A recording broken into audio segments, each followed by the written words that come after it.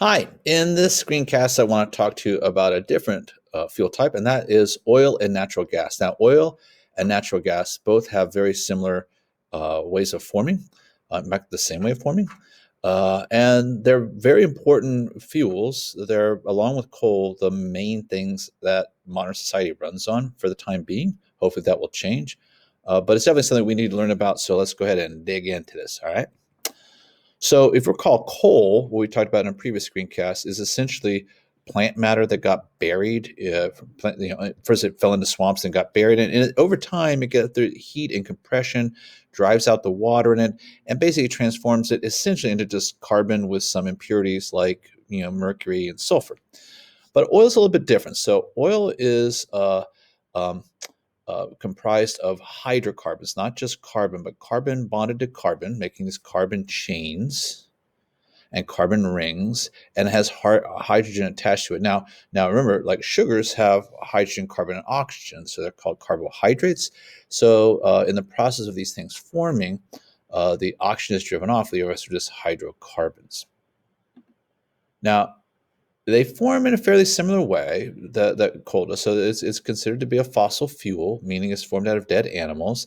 And so it's a little bit different. So whereas coal formed because plant matter fell down into a swamp environment that had very low oxygen and high acidity, it's just a little bit similar. What we have here is aquatic creatures, primarily plankton, but also other marine organisms that fall and they end up in the sediment.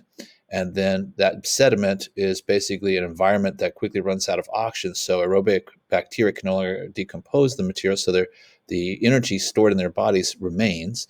And over time, heat and pressure convert them into fossil fuels, into hydrocarbons, basically by driving off some of the oxygen.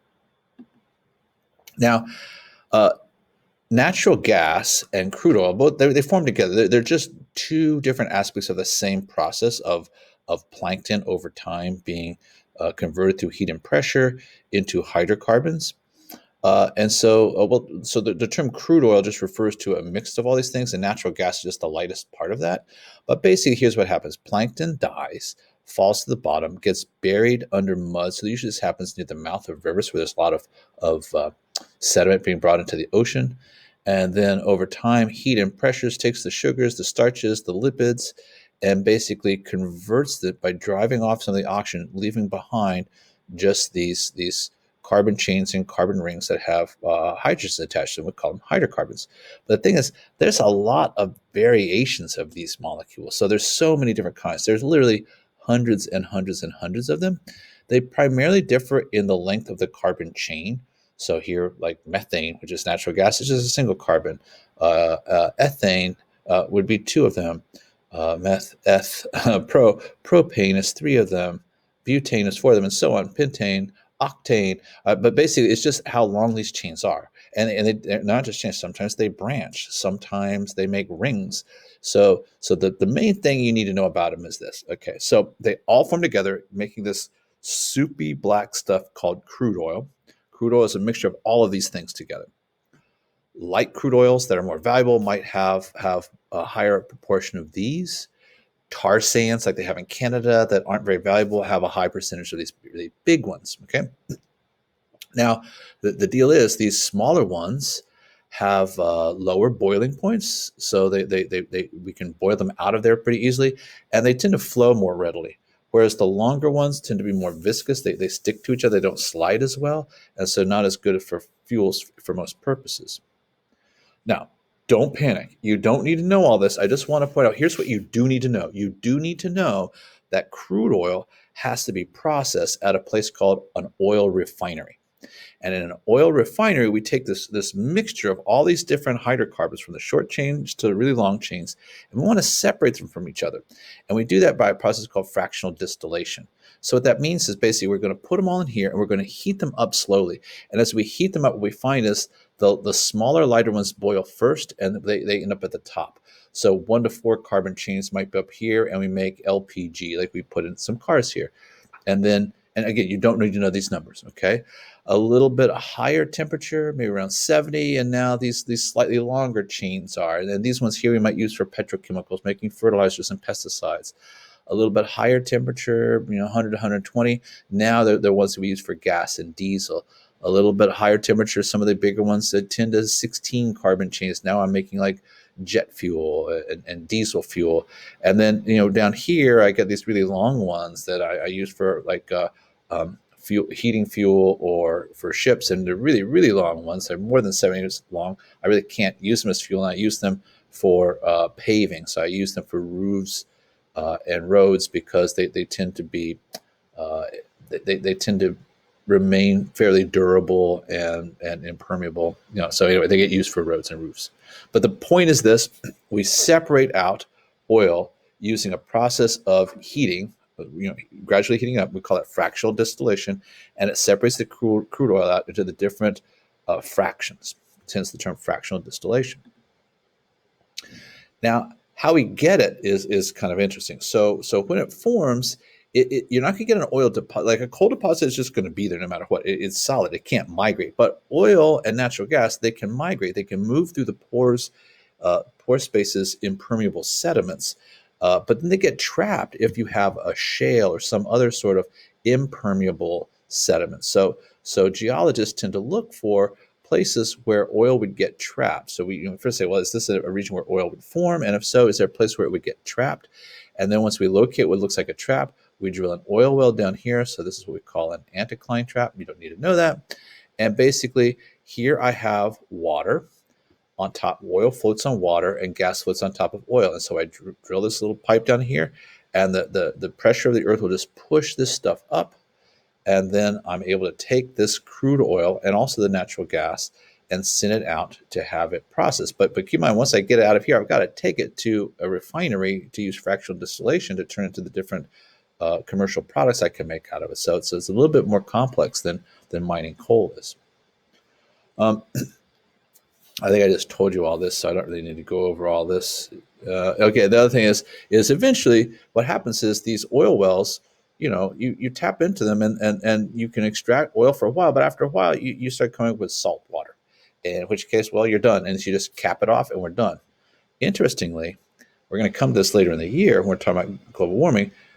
We know where these things are, and we can store things like carbon dioxide in here later, but we'll get to later. But just keep in mind that we have these abandoned oil wells all over the planet now, because we've been doing this for over 100 years, and we've been pumping oil out and then capping off these wells. So we know where all of them are. Speaking of where all of them are, here's a map of the United States, just giving you a sense of where all the different oil wells were. And the first one is, it's just historic reason. This kind of interesting. The first one was drilled in 1859 in Pennsylvania. And people would demonstrate, hey, I can drill into the ground and get oil out of here. And then, that's before there was cars, right? They were just using it for lubrication. But then when cars became a thing, they started finding it in Texas and Louisiana. And that's mostly where this part here is called the Permian Basin. It formed at a time called the Permian, which is right before the age of the dinosaurs. And so this is where most of America's oil comes from.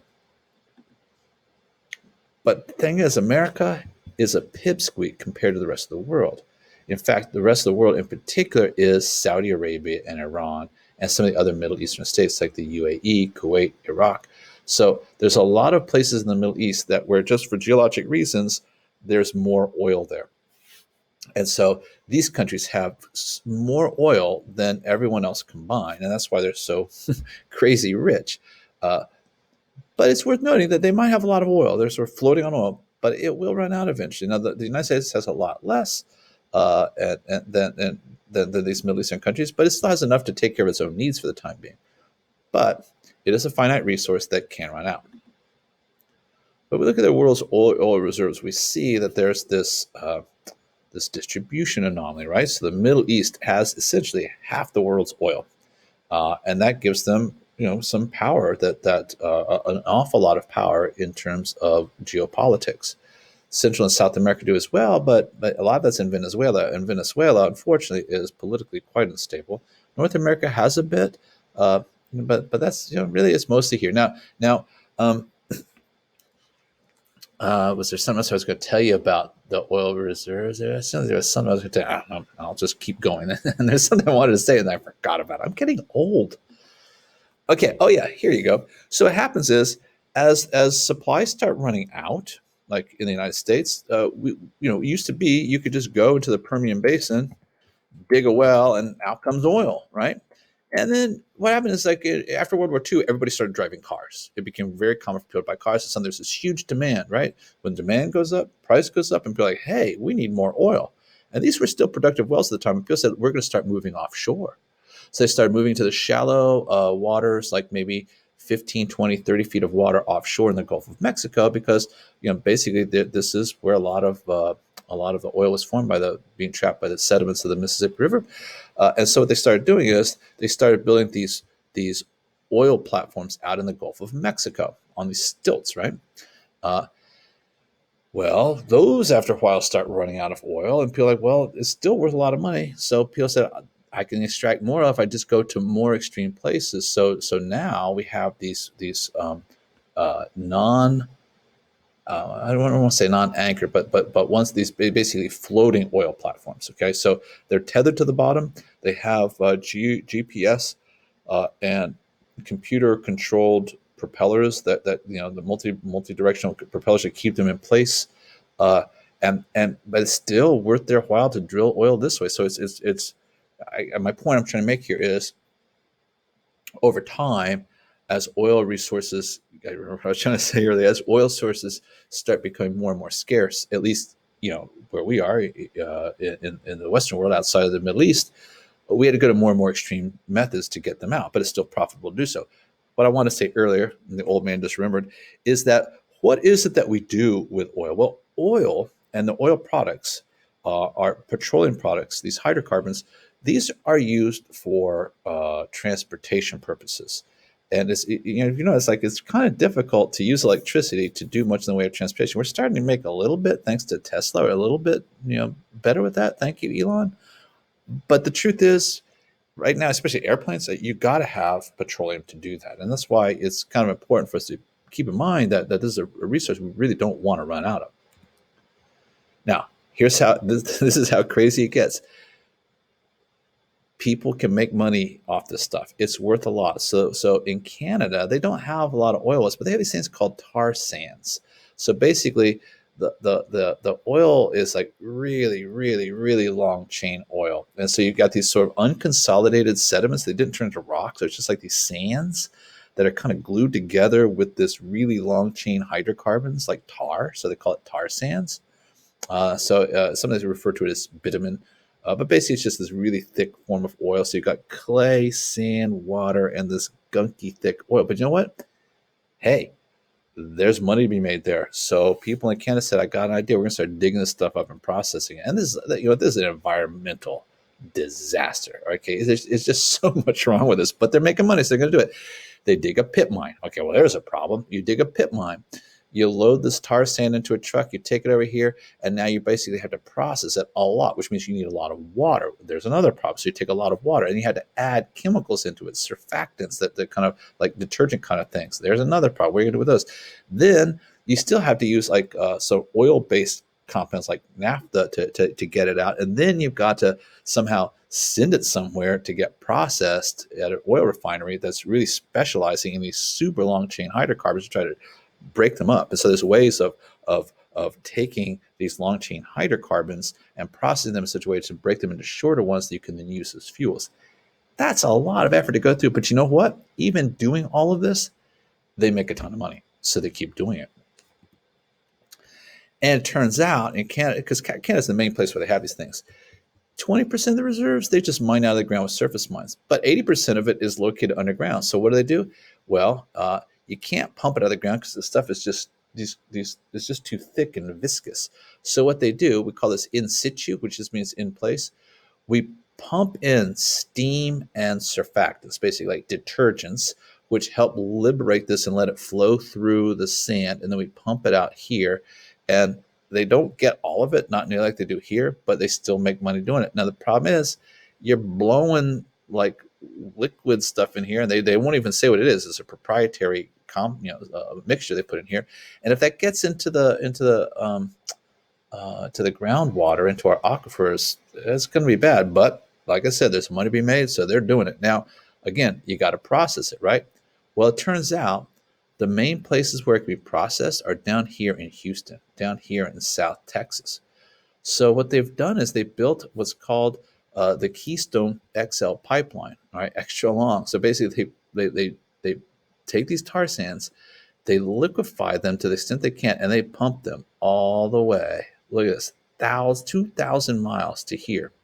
Now they want to put a shortcut in here, and so Trump is like yes, and now Obama's like no, not Obama. Biden's like no. So there's a lot of environmental concerns about these pipelines because they leak underground. They really mess up aquifers, and it's kind of hard to see where it is, and it's hard to clean up. So there's a lot of, and it goes over Native American. There's just lots of reasons why people don't want this to go through. But the point is, they have to go through all of this effort just to turn this tar sand into usable fuels. But it's worth their money, so they're doing it. Now, even with all these extreme methods, we still find, man, we're running out of oil, even using all these weird techniques. So they came up with yet another weird technique, which you've probably heard of. It's called fracking, and this was like a huge deal for a while. It's still going on quite a bit, but they've kind of played this out a little bit. But it's one thing you should definitely know about because it has some pretty significant environmental issues associated with it. So fracking comes from the word fracturing. So what you do is this is mostly done in the United States, and it's done primarily for extracting methane, like natural gas. So they find that there's certain rocks, like impervious rocks, like shales. Shales are made out of mud, and so when the mud formed, it had natural gas in there. It just couldn't get out. So what they do is they fracture. They pump in very high pressure fluids that fracture the rock. And once it's fractured, then the gases in the rock can move out of it and get pumped back out. So it's a way of trying to extract natural gas, which is really a fancy term for methane molecules, which is formed the same way from dead plankton. And they pump that out and they sell it. It's been like a huge industry in the United States, but it's very controversial.